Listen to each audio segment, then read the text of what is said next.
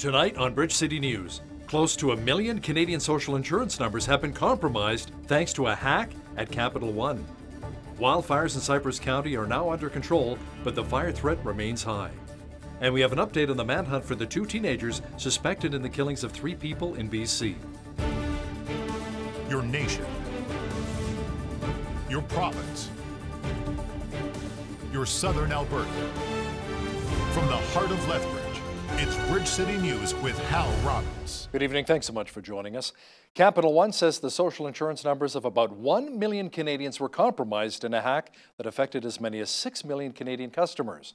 Capital One provides MasterCard credit cards for Costco's Canadian retail network. The data breach also affected around 100 million American consumers, making this one of the largest security breaches of a major U.S. financial institution in history. A petition has started by more than a dozen local businesses to terminate funding for Lethbridge's supervised injection and consumption site. The petition states that businesses are being hurt, crime is on the increase, and children have been pricked by discarded drug needles. Lethbridge City Councillor Blaine Hagan is assisting those in the process. According to Arches, the site has seen over 21,000 visits per month over the last 6 months. Wildfires in Cypress County caused a local state of emergency. Alert called the fires contained, but has still labeled the threat as extreme. According to data from Alberta Wildfire, the blazes have burned more land this year than any over the last 4 decades. Cypress County Fire Chief Kelly Meyer says the fires are now under control. So far this year, there have been 644 wildfires in the forest protection area of the province, with over 800,000 hectares of land burned. Their current 5-year average is only 146,000 hectares. It's a cruel, cruel summer. With the heat pushing temperatures into the low 30s, many people are looking for shade or running the air conditioning constantly.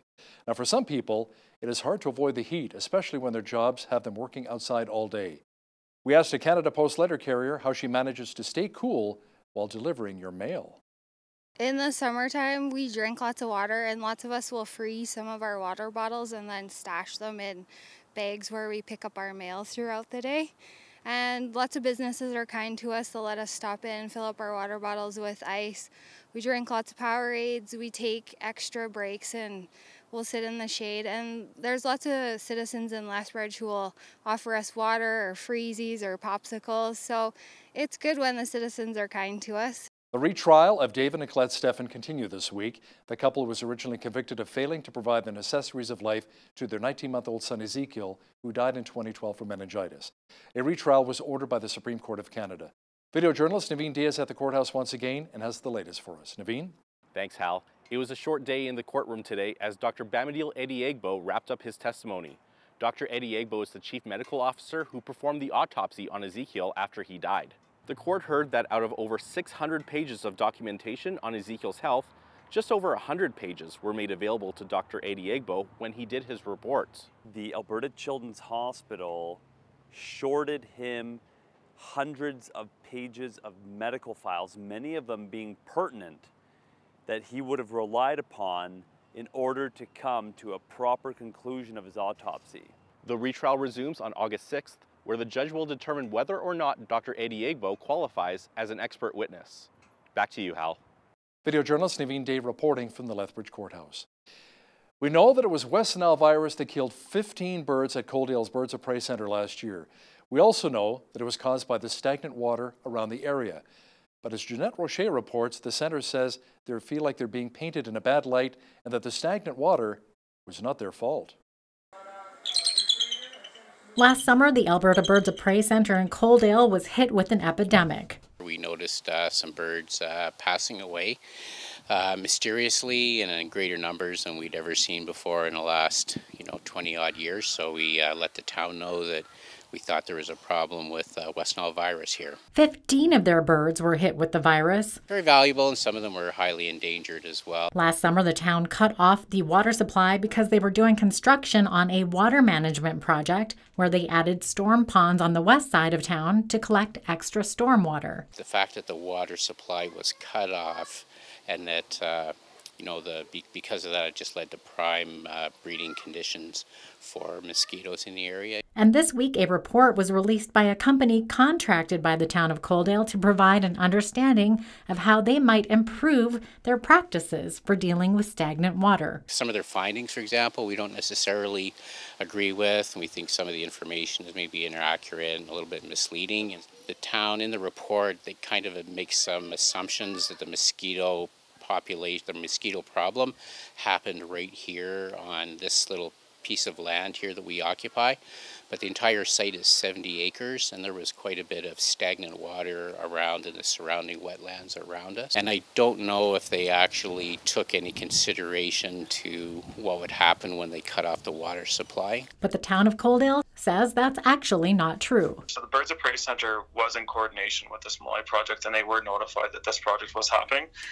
And there was never stagnation on any of the ponds that the town maintains. That includes the Malloy project ponds and the ponds that surround the Birds of Prey, the large ponds that we use for stormwater. Those ponds never did go stagnant. They are too deep to go stagnant, and we do flow water through them regularly as part of our operation procedures. So the only ponds that were stagnant are the ponds that the Birds of Prey Centre maintains. The full report is available on the town of Coaldale's website. For Bridge City News, I'm Jeanette Rocher. The Lethbridge Junior Bulls squashed Saskatchewan 26-2 yesterday in the Junior Little League Championship, improving their record to 1-2. Teams from across the country are duking it out to win it all. Ainsley O'Reilly explains the Junior Bulls are happy to be playing on their home turf. The Junior Lethbridge Bulls are hosting a National Little League tournament at Spitz Stadium, and they are loving the hometown support. It's super exciting, like having all your friends on the bench cheering you on, having all your family from the crowd just like yelling at you, cheering you on. It's a very big opportunity for all of us players here, and we are all hoping for the best luck here at this tournament. Leading the team is head coach Zach Gorick, who's just 20 years old.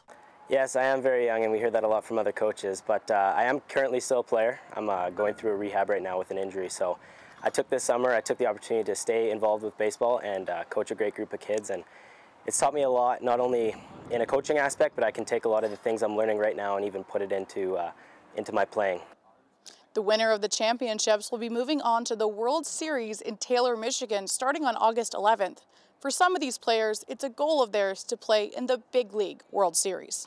My goal is to, in the end, try and make it to the major leagues. I want to be this kid from Lethbridge who ends up making it to the big leagues there.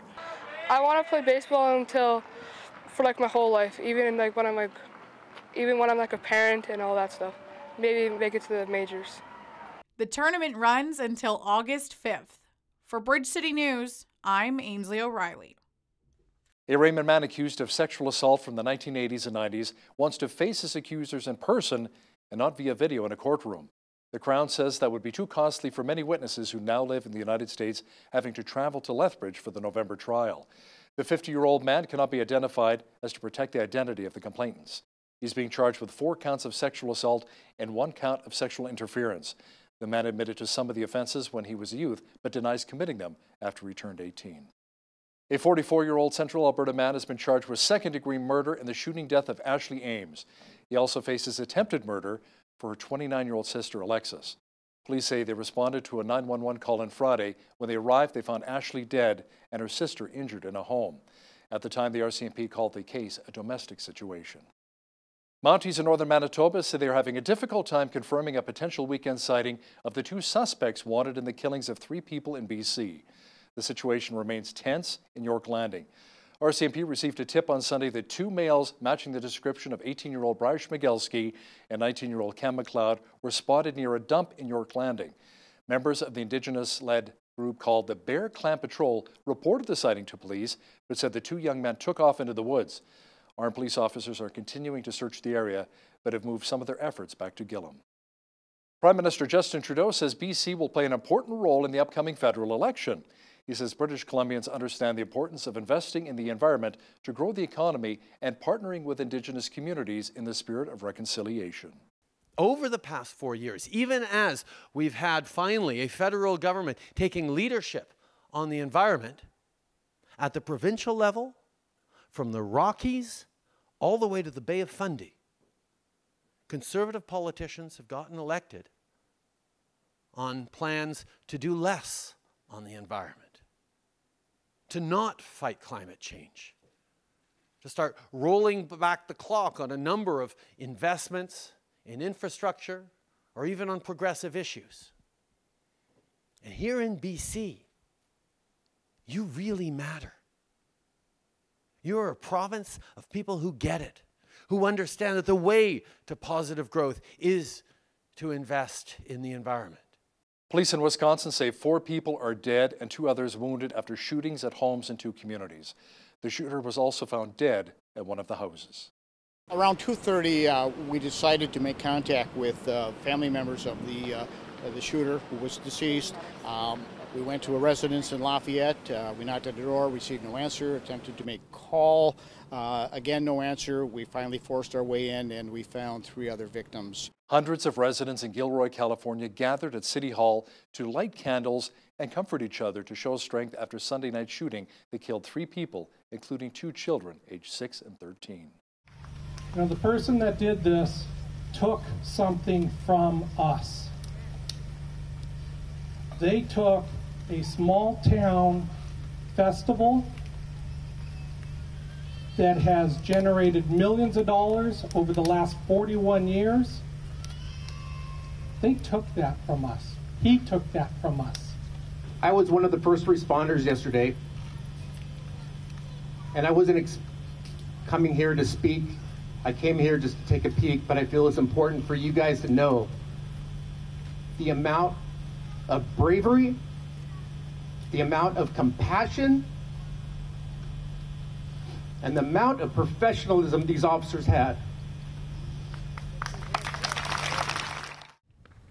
A historic rural Roman Catholic church that served the Central Texas farming community for more than a century burned to the ground. The Church of the Visitations building in Westphalia dated back to 1895. It was one of the largest all-wood churches in the state, which housed 244 members. Its stained glass windows, more than 20 in all, were shipped to Westphalia from Germany. Fortunately, no injuries were reported. An investigation into the blaze is ongoing. Westphalia is a community of 190 residents located around 110 kilometers northeast of Austin. The latest attack by the terrorist group Boko Haram has left 65 people dead. Our foreign affairs expert Lisa Daftari says the extremist group does not seem to be letting up, especially in Nigeria. Now you have them back again and branding themselves with suicide bombings, and this time at a funeral. Imagine attending a funeral in mourning for another dead individual, and then 65 more casualties being added to that list.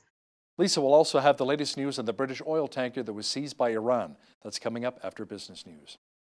Christian leaders and organizations across the United Kingdom are praying for their new Prime Minister, Boris Johnson. As we hear in this next report, this isn't the first time the Christian community joined forces across the pond to pray for Johnson. As Boris Johnson takes over from Theresa May to lead the UK, Christian leaders from across the country are calling for prayers for their new British Prime Minister, particularly at a time of so many divisions among the government and the public over issues like Brexit. One of those spearheading that call to intercede for the country's new leader is National Day of Prayer's Jonathan Oliedi. He has organised several stadium prayer rallies in the capital city, and in 2010 he shared the platform with Boris Johnson when he first became Mayor of London. 4 days into his premiership as mayor, he was prayed for on the platform, and that was such a powerful moment. Boris Johnson is one of the leaders that the church has prayed for perhaps the most. And this is what Boris Johnson had to say at the National Day of Prayer about the Christian community. There are people who are working really, really hard to help people across society, and I want to see them encouraged in any way that I can. There are loads and loads of kids in London who don't get the opportunities that they need. I see Christian groups helping them. I see the scale of their ambition, and I want to support that. I mean, you'd be crazy as a politician, to be totally honest, be crazy not to want to support and encourage something that is so manifestly good. It was on this day that ex-Teamster leader Jimmy Hoffa disappeared, the USS Indianapolis sank, and Hollywood legends Henry Fonda and Arnold Schwarzenegger were born. This is Today in History for July the 30th.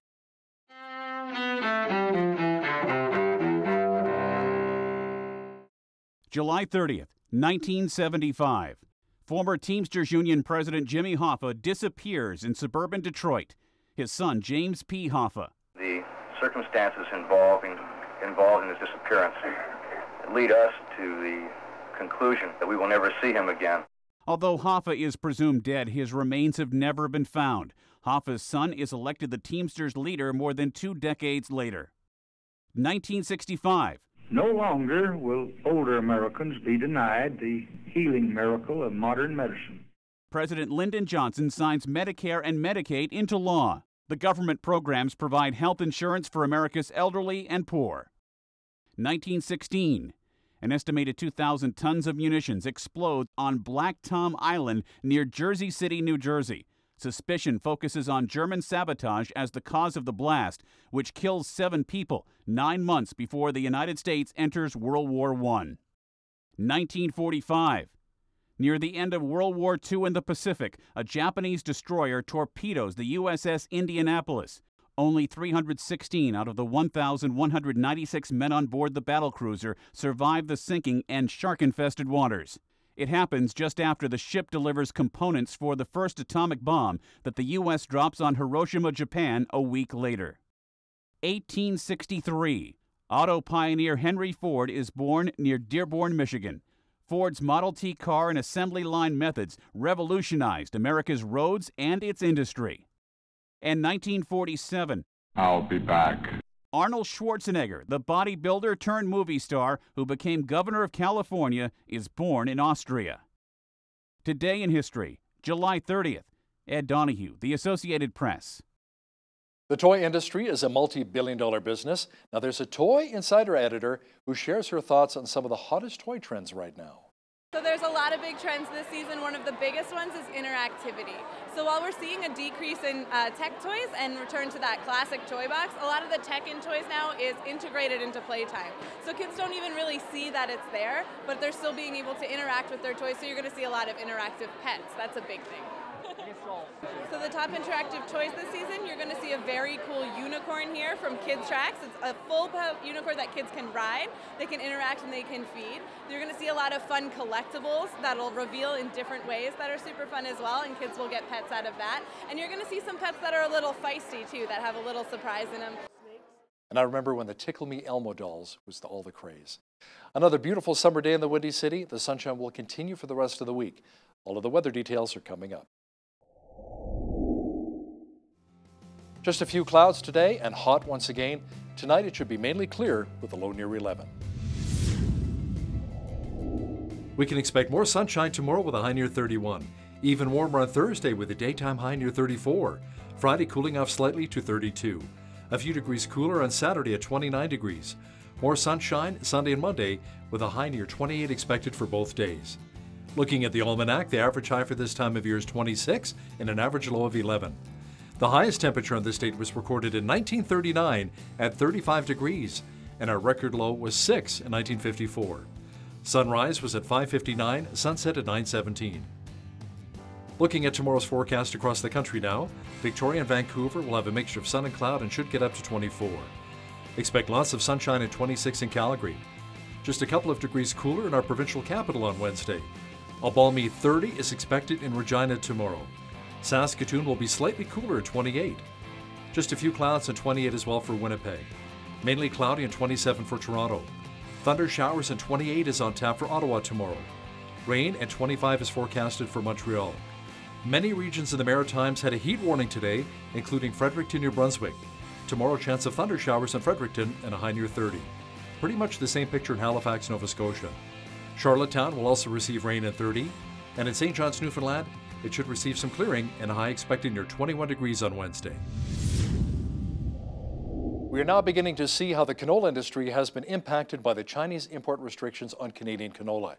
Recent data says deliveries were down about 780,000 tons from mid-July 2018 to 17.6 million tons.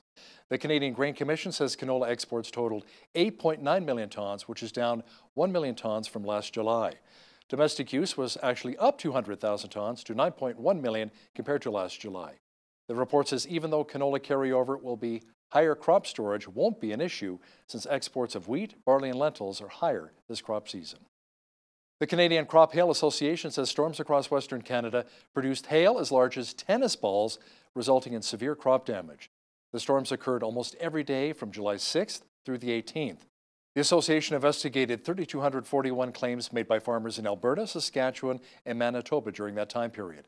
Areas near Craven, Eston, and Kindersley, Saskatchewan were some of the hardest hit by hail. A lot of Canadians have been jumping on board the Face app. It's an app designed by a Russian developer to make you look either older or younger. Sharon Polsky with the Privacy and Access Council of Canada says we need to be more cautious when downloading apps. A lot of these apps don't even tell you what they're doing, and researchers and security researchers find out after the fact that yes, indeed, they're uploading pretty much everything from your phone. And again, it's that all-encompassing broad consent. You've allowed it. Sharon Polsky with the Privacy and Access Council will have more on how to protect yourself online coming up after business news. Air Canada's second quarter adjusted earnings soared above expectations as it contained the financial fallout from the groundings of Boeing 737 MAX jets. The Montreal-based airline reported a net profit of $343 million. That's a turnaround from a loss of $102 million in the same quarter last year. Adjusted earnings were 88 cents per share. Analysts were expecting just 76 cents. Revenue was up $424 million to $4.76 billion from the same period last year. The airline says it expects the grounding of the MAX aircraft will continue into January 2020. It says that'll have more of an impact on its third quarter. Now, here's a look at today's markets.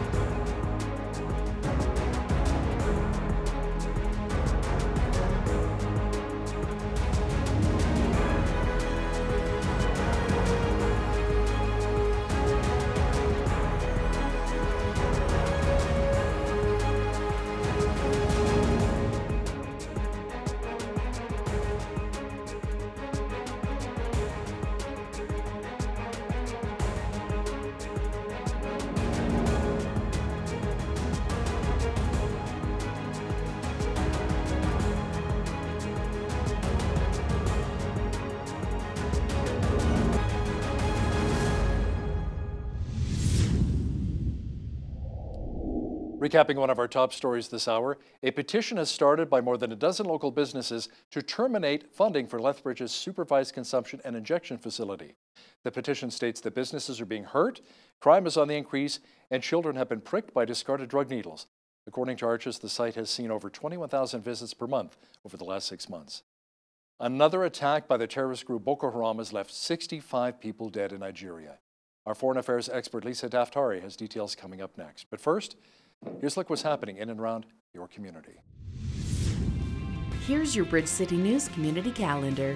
The Wide Skies Music and Arts Festival is returning to downtown Lethbridge July 30th and 31st. Day 1 is a block party running until 10 p.m. at 11th Street South between 3rd and 4th Avenue. It will feature live music, public art, vendors, food trucks, and more. Day 2 features a free outdoor pop-up performance downtown and an event at the Casa Stage at Rotary Square. For festival passes, individual tickets, and other details, visit wideskiesmusicfest.org. Come out to Galt Gardens and enjoy Shakespeare in the Park 2019 every Thursday and Friday from now until August 9th. The Lethbridge Shakespeare Performance Society presents the action-packed and exciting play Macbeth. Suitable for all ages, shows are free with an opportunity to donate. Experience the timeless magic of one of Shakespeare's best-known plays. For more information, call Kate at 403-329-4568. The 22nd annual Joel Nicholas Arnoldson Memorial Charity Golf Tournament is taking place Friday, August 16th at Paradise Canyon Golf Resort. Green fees are $190 per person, with proceeds going toward the Green Acres Foundation, which provides quality and affordable housing for seniors. For more information and to register, call 403-328-1155. And that's your Bridge City News community calendar. The community of Gilroy, California is still reeling following the shooting, which left 4 people dead, including a 6-year-old boy, and 15 others injured. Joining me now is journalist Lisa Daftari, who's in Los Angeles, California. Lisa, the tragedy took place at the Gilroy Garlic Festival. What was the motive, and what do we know about the gunman? Yeah, we're learning a bit more today about the gunman. 19 years old, local guy, got his gun in Nevada, brought it over into California, where gun laws are a bit more strict, and had just posted on his Instagram account before going into the festival, recommending some very, very far right, fascist, anti-Semitic reading, obviously trying to portray that is where his mind is at. I read somewhere that in the midst of him spraying the crowd with these bullets, someone asked him, "Why are you doing this?" And he said, "Because I am angry." And throughout his social media accounts, there is this takeaway of him just being anti-mixed marriages, being for the white race remaining white, not liking his surroundings changing with this globalization or whatever you want to call it, but definitely pro-fascist, anti-Semitic, not neo-Nazism that we're seeing coming out of him. No words. It's no matter how many of these we report on, it hurts every single time, and our thoughts are with the families of that community and those who perished in this very, very senseless shooting. Yeah, very senseless indeed. Lisa, talks were held in Vienna, Austria recently to salvage the Iran nuclear deal. Iran intends to restart activities at the Arak heavy water nuclear reactor. Explain how that really impacts us here in the West. Yeah, it looks like, the Europeans, regardless of the facts, where, Iran is not being very nice to the Europeans. We saw how the British tanker was captured, how, there was muscles flexed in the face of the Brits by the Iranians. But nonetheless, the other members of the P5+1, that is the group of nations that originally were signatory to the Iran nuclear deal, are now at it again, trying to salvage this deal. And of course, they know Iran is after weapons, and they know that Iran has not been on their best behavior, but they're willing to strike a deal with the Iranian regime for the sake of continuing trade, and they find it to be, I guess, lucrative enough to go behind the back of the United States in order to make this deal happen, to keep the nuclear deal alive. Now, that nuclear deal, what is it? It's a piece of paper. It's meaningless. Why? Because the Iranian regime never kept its end of the deal, and the Europeans know that. But in order to move forward, it's as if the Iranians require that this deal be reinstated and reinforced and confirmed by these other member states so that they can move forward and pretend as though the United States did not pull out of that deal over a year ago. So, it puts the West, and by West, I mean the United States more than anyone else, in a very awkward position. But I think Donald Trump feels as though we have the Iranians in a good place. The sanctions are working, and if they weren't working, the Iranian regime would not be as desperate to keep these other smaller players, in its short list of economic trading partners. According to a recent story in the New York Times, Iran linked the seizure of that British oil tanker that you mentioned earlier to the ailing nuclear deal.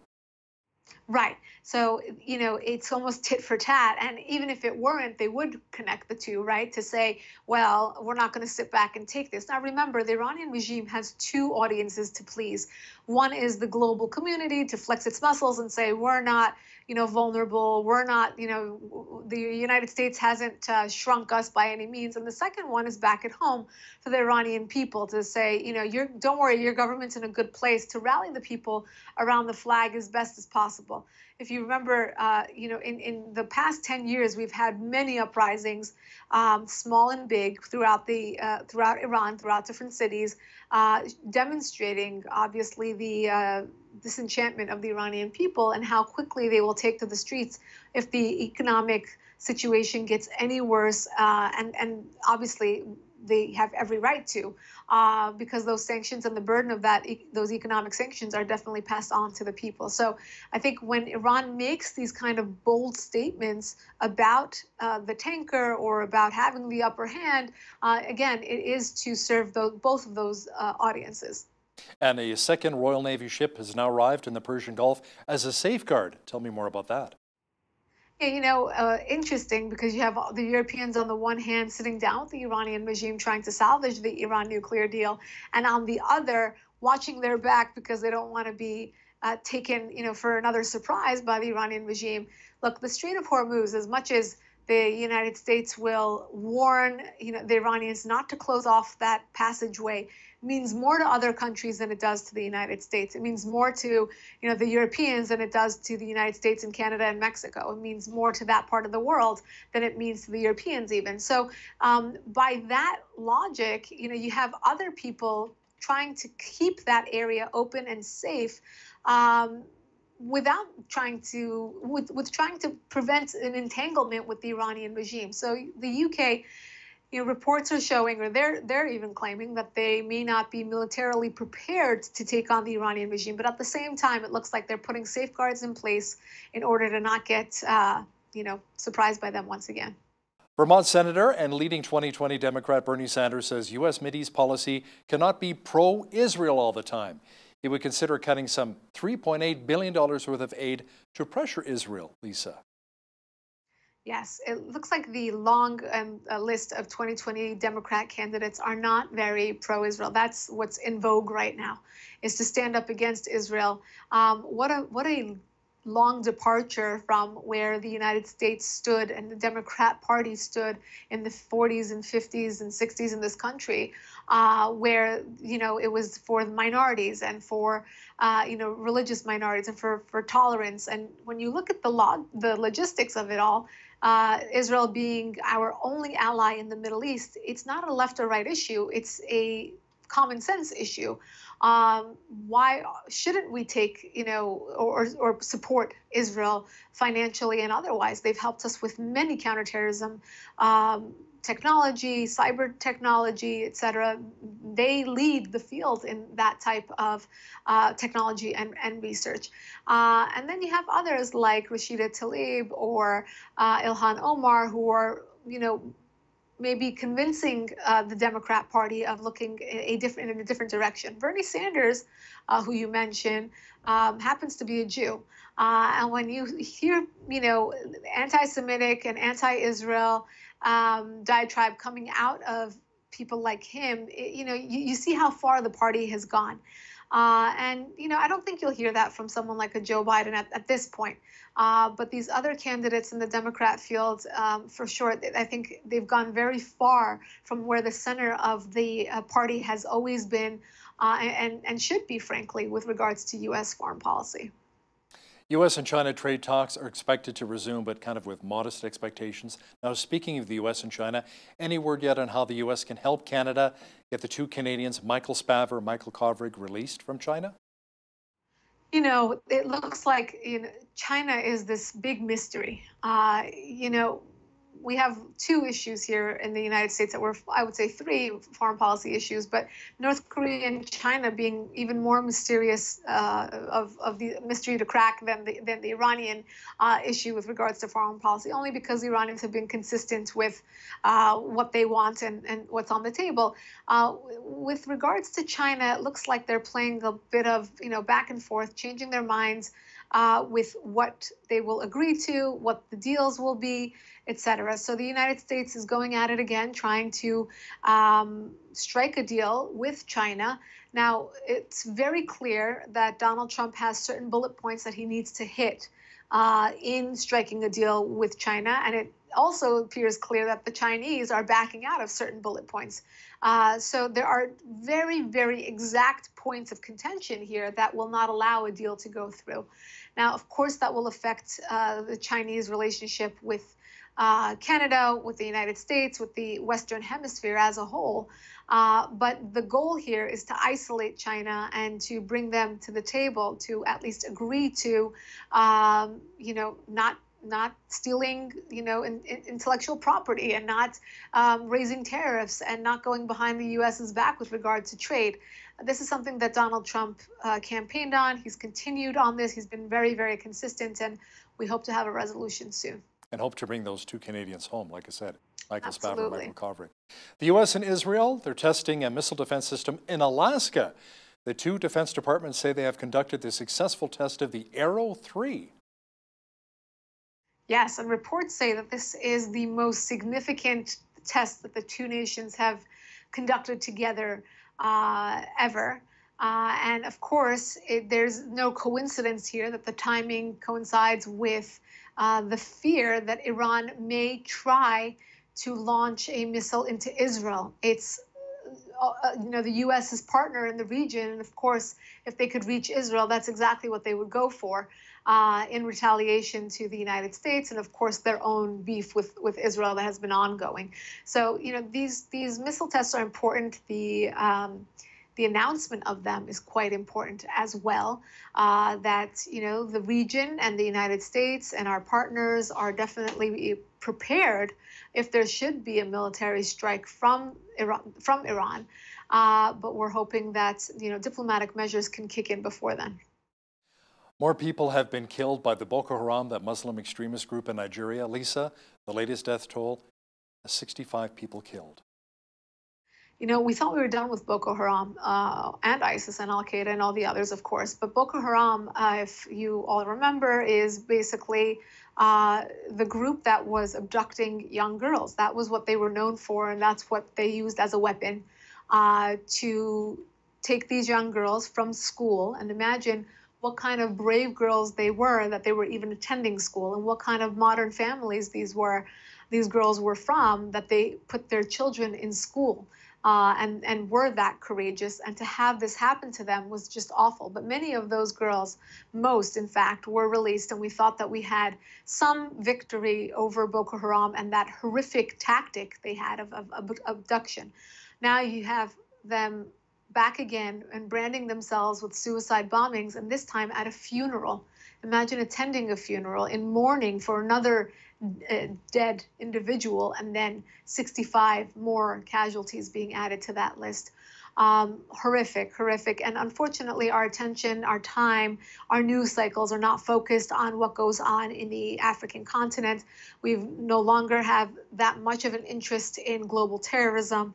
And these groups, they take advantage of that. They continue on with their march. And when we go back to business as usual here in the West, they go back to business as usual, and they go on to kill and plan more of these horrific murders. That's why I'm glad we have Bridge City News and you as our foreign affairs expert. We can talk about these issues, where the mainstream media refuses to talk about it many of the times. The Hong Kong protests continue, Lisa. The city is plunging into pandemonium with tear gas and rubber bullets being fired into the crowds. Yes, this is getting worse and worse. And, despite the fact that we had an announcement that there would be resignations, that there would be a rescinding of this bill, it has not put the people back into a normal mode. It's kept them in protest mode. That goes to show that the disenchantments of the people probably lay much deeper than just this one bill that was announced. They want action taken against China. They want action taken against their own leaders. They want to be free. They want to be sovereign. And they're not going to back down. And as much as, the protests seem to be civil, but they are quite horizontal, meaning that many people show up, and it's across the city, and it's across different age groups and females and males, and it's a big sign to their leaders that this is quite a deep rooted grassroots movement, that a lot of people are willing to still continue coming to the streets to express their disenchantment. Close to 1,400 people were arrested in Moscow recently following the election board ban of opposition candidates, and the opposition leader, Lisa, was even hospitalized. Yes, and when you look at this election, this is a great story. this is a very local election. This is a Moscow City Council election. And the reason why it's garnered this kind of attention is because, again, like what we said about Hong Kong, this is something that lays very deep beneath the surface. And you have, opposition leaders that were banned from the ticket, from the ballot, because they sensed that this would be the kind of reaction that would come. What does this all lead back to? Putin doesn't want to be dethroned. And because of that, this is how they control the masses, through local elections, through, not allowing that opposition group, no matter how insignificant a victory, not allowing them to have one, in order to prevent that confidence or them rolling out into something of a much larger movement, etc. So again, very telling of what the crowds are like and what the people are like. The police said 3,000 people came out, but when they showed the aerial footage, many people think that it was upwards of 8,000. It's a lot of people to come out for a local election. But again, we should keep our eyes on that protest, and of course, it signals something much larger. Our foreign affairs expert, Lisa Daftar, joining me once again from Los Angeles. Thanks, Lisa. My pleasure.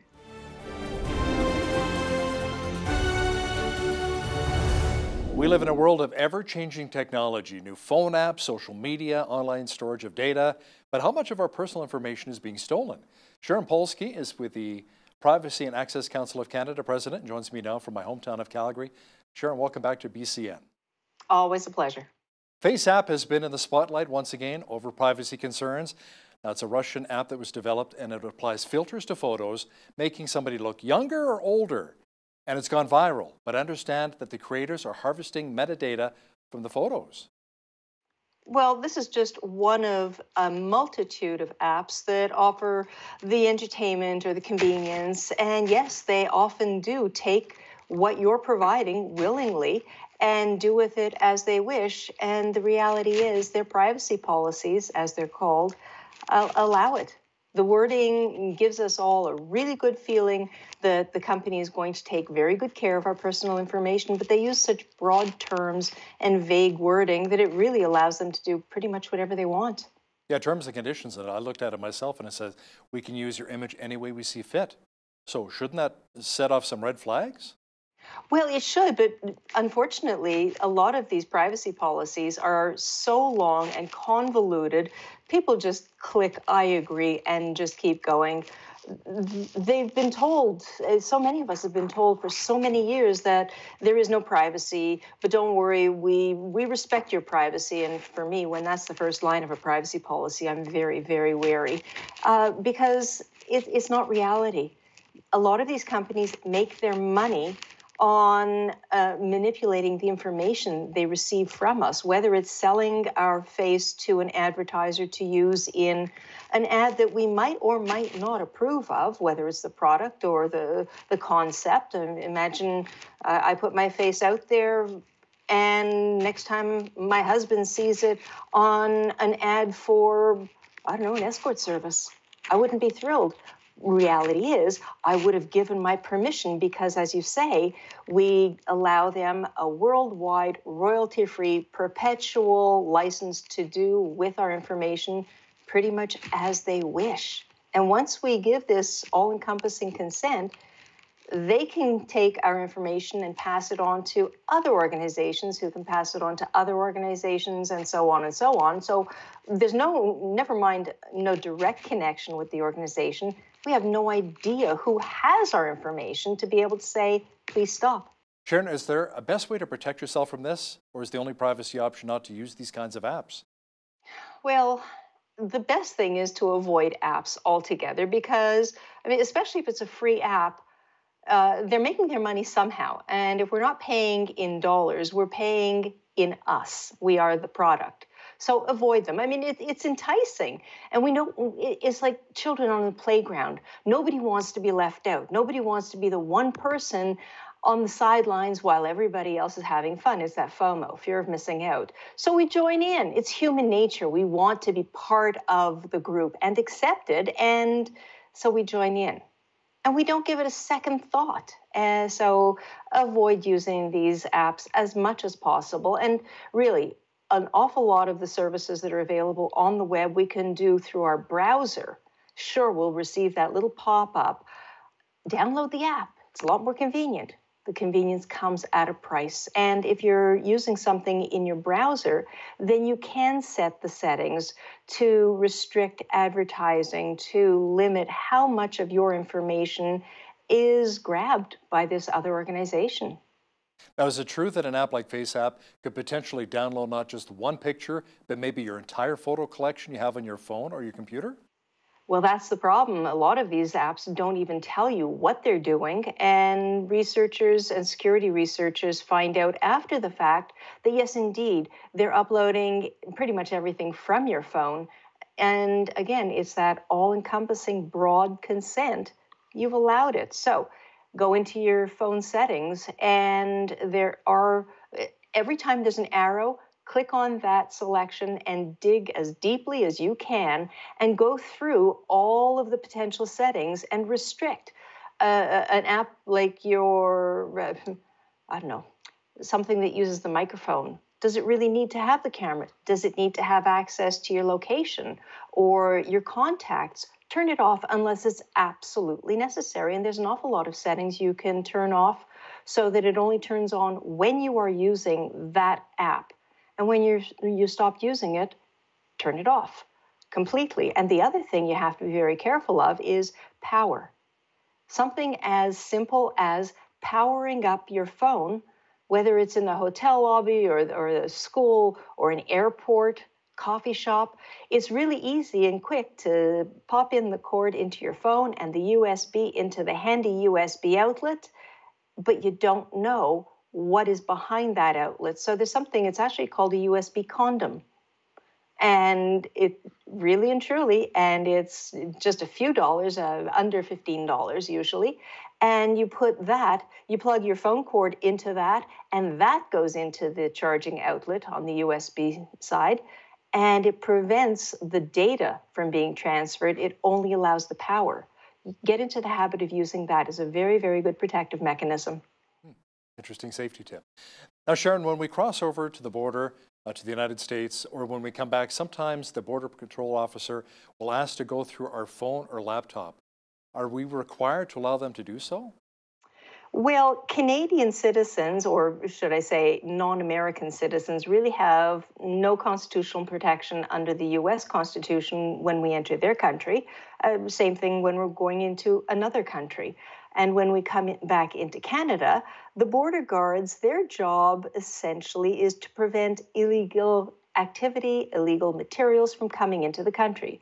So while officially they are not supposed to go on a fishing expedition and prowl through our entire device, if they ask and we refuse, we could be in the same situation as a Toronto lawyer who recently came back from being in South America studying for several weeks. And when he was asked for the password to his devices, he refused. Of course, as a lawyer, he has client confidential information on his devices. He would be breaching his professional code of ethics to divulge that, even to a border guard. He was arrested.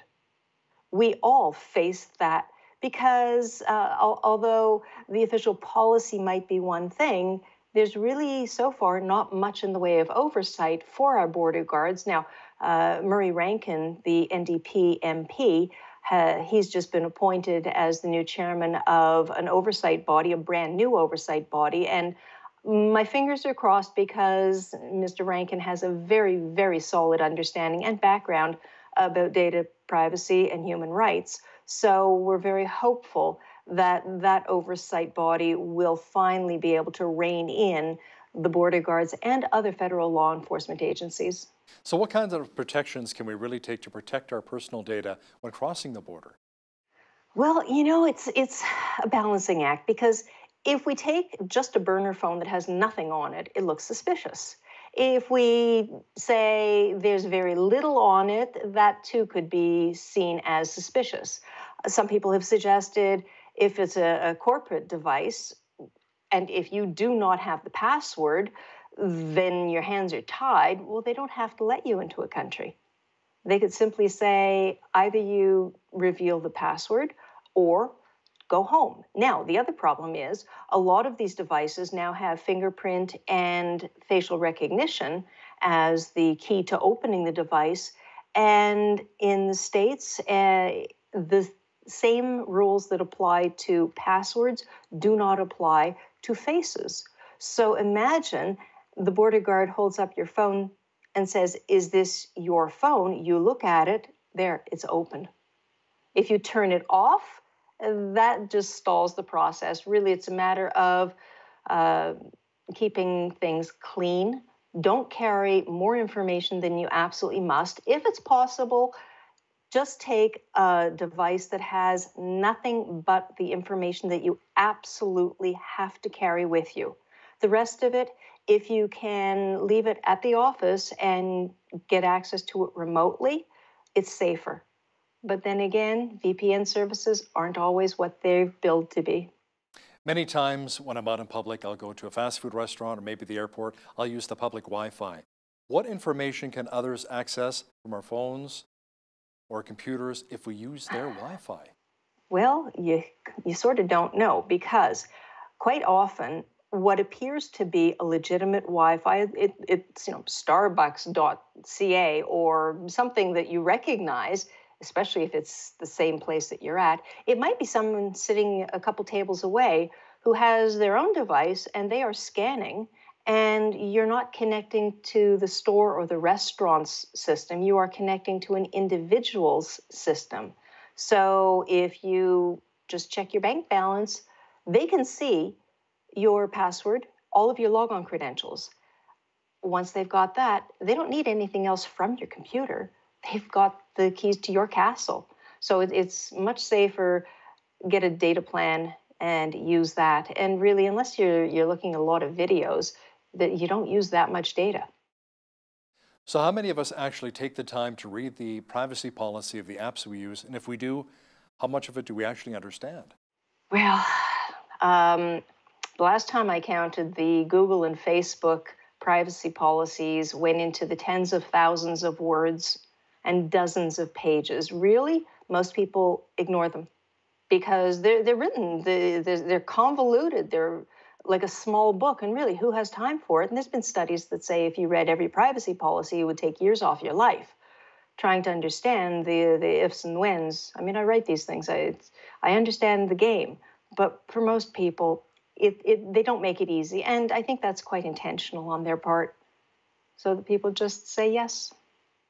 Can and should the Canadian government make changes to privacy laws to better protect our privacy? Well, the Canadian government has been saying for years under different administrations that they would improve both the privacy legislation and the access to information legislation, and they have, to their credit, made some minor tweaks. But they're going to have to do something substantive because if you recall, a year ago, Europe brought in the GDPR, the General Data Protection Regulation, and that set a new high standard worldwide, essentially. And Canada has always enjoyed substantially similar status, good housekeeping seal of approval that allowed European companies and governments to have personal information sent to Canada and processed here. Well, if Canada doesn't tighten up the rules of the game here, we're at serious risk of losing that status, and that would have massive economic implications that I don't think any government could afford. Facial recognition technology is also being used more and more frequently for security reasons, but what kinds of privacy concerns come along with that? Well, it's being billed as the latest and greatest thing for security, but first of all, cameras and CCTV doesn't stop or prevent crime.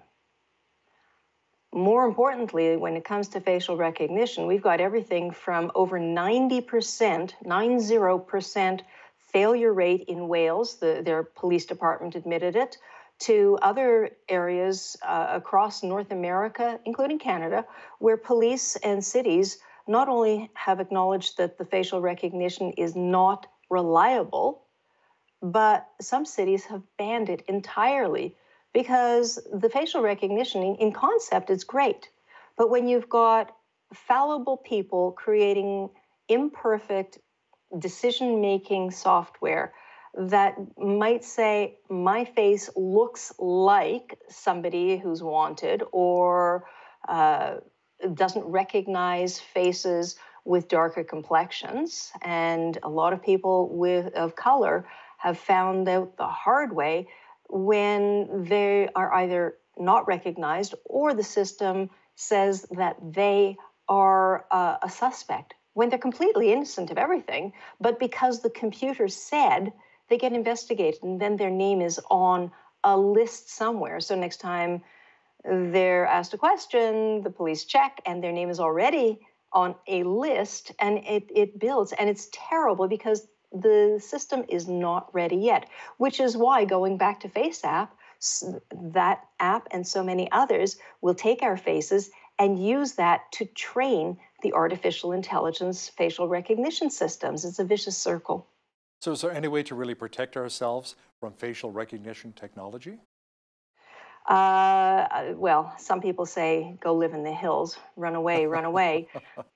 In modern life, in the big city, because crime tends to gravitate to certain areas of the city, and a lot of these companies are selling, really hard sell, saying, buy our technology to be able to investigate, prevent, whatever the crime. And cities are buying also because the old adage, the squeaky wheel. Well, there's some people who say, I don't care, whatever it costs, and I am willing to give up my privacy, put in the technology to catch the bad guys. And when they are the only ones speaking up, if theirs is the only voice being heard, then the rest of us who want to preserve our privacy and our civil liberties and our freedoms, our democratic freedoms, we don't get heard. So then we get to live under surveillance. Sharon Polsky is the president of the Privacy and Access Council of Canada. Thanks a lot for joining me today from Calgary. My pleasure. On behalf of all of us here at Bridge City News, I'm Hal Roberts. God bless and have a great night.